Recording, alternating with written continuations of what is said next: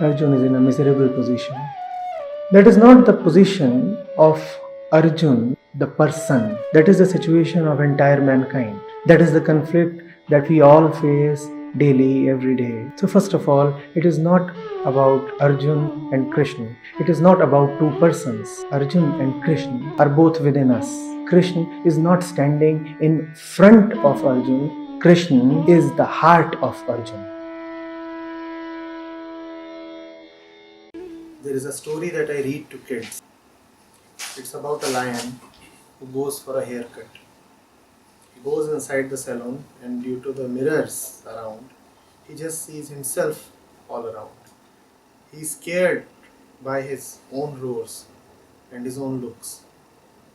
So he goes and tells his friend, never have a haircut. I believe this is related to the evil that Rumi hints at again and again. Please shed some light. The lion meets a well-wisher, a sage lion. The sage lion, in his compassion, holds the hand of this scared lion, takes him to a pond and asks him to look attentively at his own image in the pond. Now obviously, the scared lion too has often drunk water, and whenever he has looked at a pond or any other source of water, he has seen his image, but he has never paid any attention. The sage lion says, see, this is the earthly, worldly, sensual phenomena of reflection, and all that you perceive are called phenomenon. This world is a phenomenal place. That which happens on the surface is called a phenomenon. And beneath all phenomenon, there is the noumenon. That which never happens. So the scared lion is instructed in such teachings. He is told of the principles of the universe. And he is taken again to the salon. And again he looks at all the mirrors. And what does he do? What does he do? He again gets afraid. He again roars and hears his own echoes.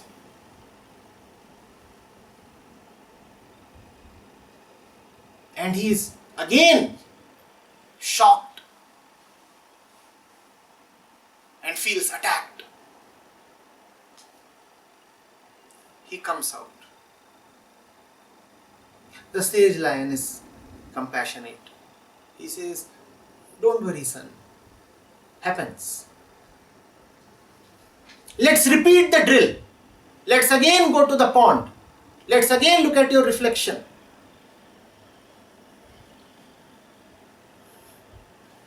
The course is on. So they do the same thing again. And again the lion returns to the saloon. And what happens? He again gets scared.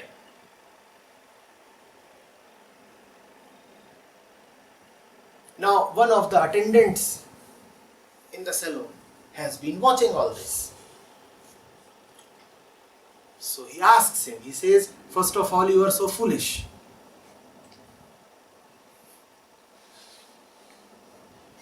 And secondly, I also see you are quite unfortunate. Because that old sage has been teaching you again and again. You don't understand. First of all, you are so foolish that you look at these things and get psyched up. And then here is the teacher and still. Now what does this scared lion do? He says, friend, the teacher is an ass. He's not a lion at all. You know what? I'm not scared despite him. I'm scared because of him. The first time I was just a little nervous. Nothing more than that. But every passing occurrence is leaving me more and more disturbed because he is feeding into me such inane principles. He has eaten my brain out because he is old. So due to respect, I can't shoo him away. Forcibly I have to listen to him. And he tells me so many things about sound, about voice, about reflection, about echoes. All the physics of the universe he wants to drill down into my head. It is all because of him. Now the attendant in the saloon gets annoyed. He says, you are not foolish. You are a little more than that. I look up the dictionary to find the right word. So this one comes out. The old sage is very compassionate. He keeps repeating his drills for 2 months.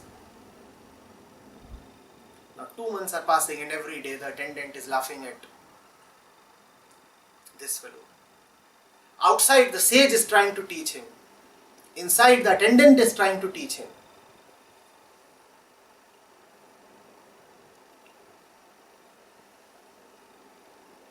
The more people are trying to teach him, the more he becomes convinced that the world is not only stupid but actually evil.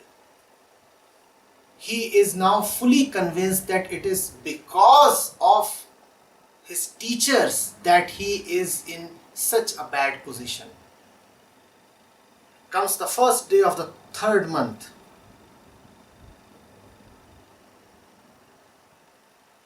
The scared lion still finds himself suffering. Suffering has now become very normal for him. He suffers so much that he doesn't suffer anymore.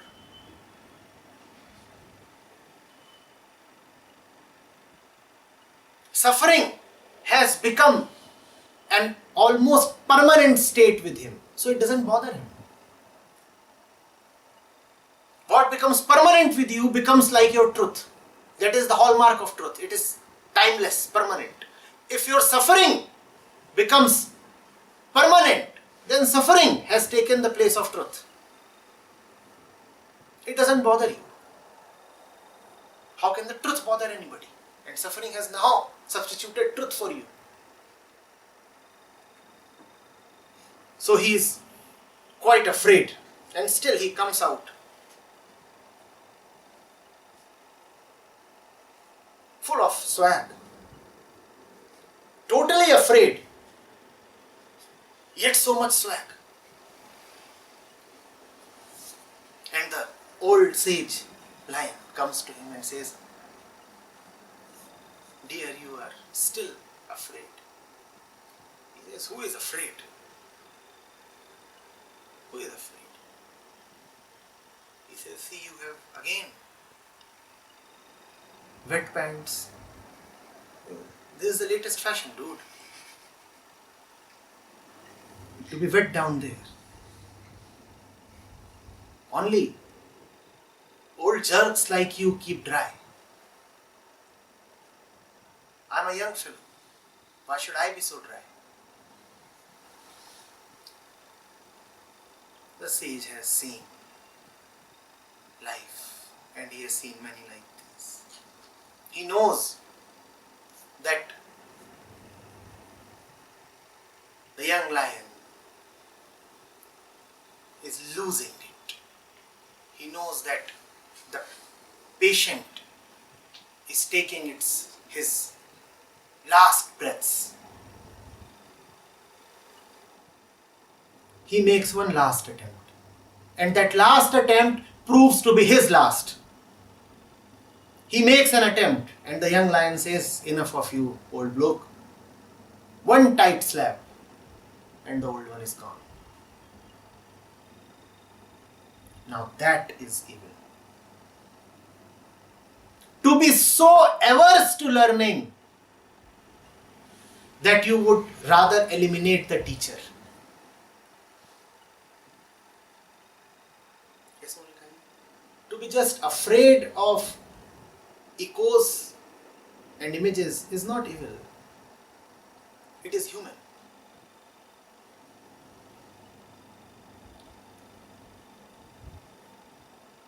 Evil is when you are so wedded to fear,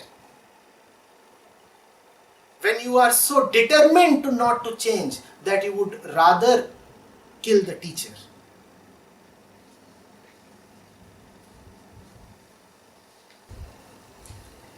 I remain undisturbed if people around me tell me to stay away from Advait, from you.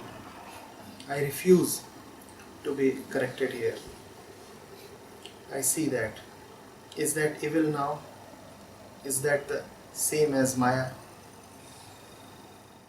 Yes, Monikaji, that can be evil. Advait, me, the people here are all but representatives. We are all penultimate. We are not the ultimate. We are the one before the ultimate.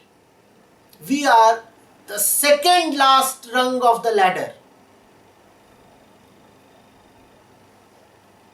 We are missionaries. The mission belongs to someone else.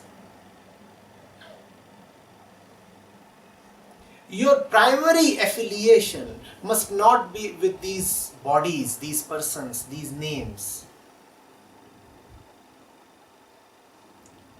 I must be listened to till the day I speak on behalf of the truth. The day it is my person talking, the day I am talking from a point of fear or insecurity, you must be prepared to rather help me than listen to me. Are you getting it? The messenger cannot substitute the sender of the message.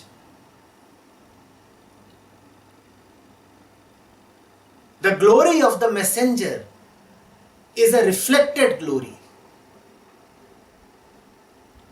The sun might appear to be in the mirror, but the sun is never in the mirror. I am at most a mirror. You might be seeing the sun in me. The sun is not in me.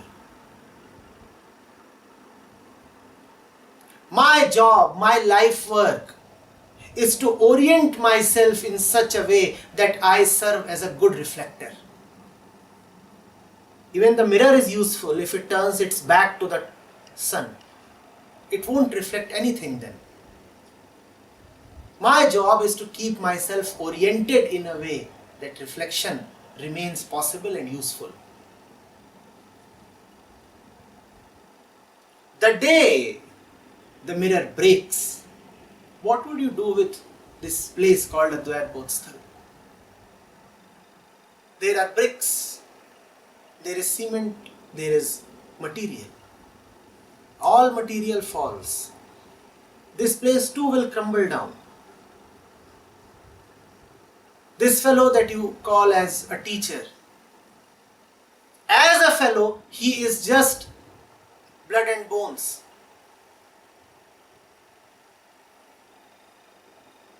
He is aging. The bones will decay.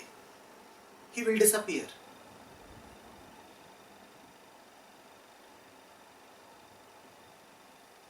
Do not be insistent about anything that carries a name, form, place. If you can think of something, do not insist on that thing, because that thing is just a bubble in time. Bubbles are cute, aren't they? But all cuteness is palatable ugliness. Bubbles are cute. Rhythm likes bubbles. Especially when there is a procession of bubbles. Like in the dance that we had in the kids camp. You remember that? Lucky was running around with his little thing and there were bubbles all around. A train of bubbles. And because it was evening, so the bubbles were shining.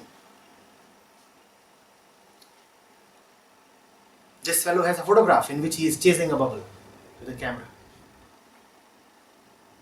What are you chasing with that camera?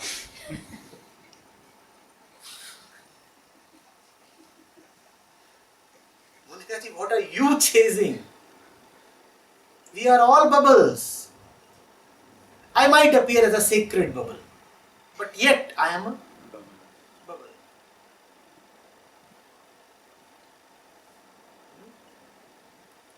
Anything that has name, shape, form is not worthy of hardcore insistence. And that which is worthy of unconditional reverence is not somebody you can think of. So you cannot really point a finger at him and say, I bow down to him. He is not a person. He is not a body. He is not a shape. He is not a thought. To whom are you bowing down? What is there in that direction? What is there in that direction? What is there in any direction?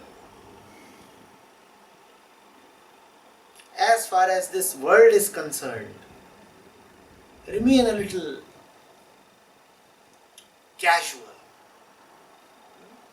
Remain a little casual. You must have a loving contempt towards this world. A sweet contempt. Not violent. But I am talking, cute contempt. But yet I am using the word contempt, because if you are not contemptuous, then you are reverent. And this world does not really deserve reverence. At most, it deserves reflected reverence. Like you keep the lover's letter with you. That kind of love. The letter has nothing of its own. It's just that the fragrance of the lover is there in the letter, so you keep it with you. Similarly, if the world deserves any love, it is because it has the fragrance of the beyond. Otherwise, what is there in the world?